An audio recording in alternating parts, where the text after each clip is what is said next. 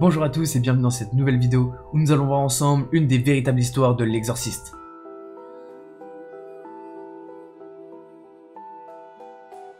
Cette histoire se passe à Washington, la capitale des États-Unis. En 1949, dans un petit quartier proche de la Maison Blanche, va se passer une étrange histoire. Ce seront d'horribles hurlements qui seront entendus de plus en plus régulièrement, et provenant toujours de la même maison. Les propriétaires donnent comme explication qu'il s'agit de leur fils, et qu'il pique simplement de grosses crises. Sauf que les phénomènes vont se répéter très régulièrement, et au bout d'un moment, ils seront obligés d'avouer qu'il s'agit d'un phénomène qu'ils n'arrivent pas à expliquer.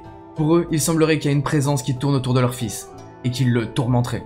Pourtant, cette famille était réputée pour être très sympathique, et ne faisait jamais d'histoire dans le quartier. Beaucoup de voisins vont alors se mobiliser pour essayer de leur venir en aide, mais malheureusement cela ne donnera rien. En revanche, durant cette enquête, certains voisins vont témoigner et diront avoir vu des objets bouger tout seuls. Beaucoup prétendent qu'ils ont vu le lit se déplacer dans la pièce, alors qu'il n'y avait que le petit garçon, et qu'il n'aurait pas eu la force de le déplacer tout seul. Pourtant d'autres avouent qu'ils sont certains que c'est le petit garçon qui déplace ces objets, mais ils ne savent pas réellement comment. Il y en a même qui rapportent que le petit garçon arrivait à faire léviter des objets juste en les regardant. Et devant ces manifestations de plus en plus inquiétantes, beaucoup vont pousser les parents à leur demander l'aide d'un pasteur. Au bout d'un certain temps, les parents vont finir par accepter, car ils n'arrivent pas à régler ce phénomène.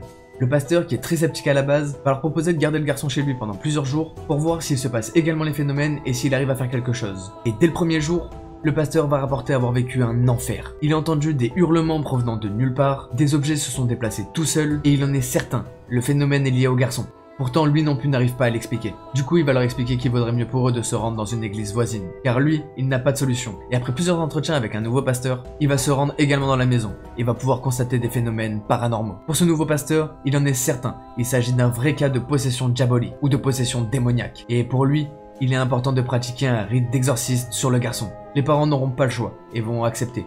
Durant cet exorcisme, ils vont attacher le garçon au lit et l'asperger d'eau bénite. Puis le pasteur va se mettre à réciter différents passages de la Bible pour chasser le démon qui possédait le corps du garçon. Ce rituel va durer plusieurs semaines et plusieurs journaux en feront mention. Cette histoire va attirer de nombreux curieux. Et pour éviter que ce soit trop médiatisé et que tout le monde puisse venir voir le prêtre ou lui poser des questions, l'église va leur trouver l'idée de donner une mauvaise adresse. Comme ça, les gens en fait ils se rendaient dans une commune voisine sans jamais réellement trouver la maison. De cette façon, ils auraient réussi à protéger l'enfant et éviter que les fausses rumeurs ne se propagent. En revanche, il y en a quand même beaucoup qui vont enquêter sur cette histoire. Et pour les habitants du quartier, lorsque le film L'Exorciste va sortir en 1973, ils en sont persuadés. Ce film relaterait bel et bien l'histoire de ce petit garçon qui avait été possédé par le diable. Pour eux, le fait que dans le film ça soit une petite fille et non un petit garçon serait là aussi pour protéger la famille qui a vécu l'histoire originale. Et la plupart des éléments qui auraient été vécus dans ce film auraient réellement été vécus dans cette famille.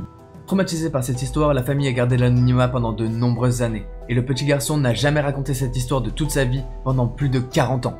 C'est déjà la fin de cet épisode, j'espère que ça vous aura plu, n'hésitez vraiment pas à me le dire dans les commentaires et si vous avez d'autres sujets comme ça que vous voulez que je traite dans mes prochaines vidéos. Si vous êtes intéressé par les mythes et légendes, vous pouvez retrouver plein d'épisodes sur ma chaîne, vous pouvez également liker, partager et vous abonner. Nous on se retrouve dans une prochaine vidéo, c'était Kiko on Fire, peace out.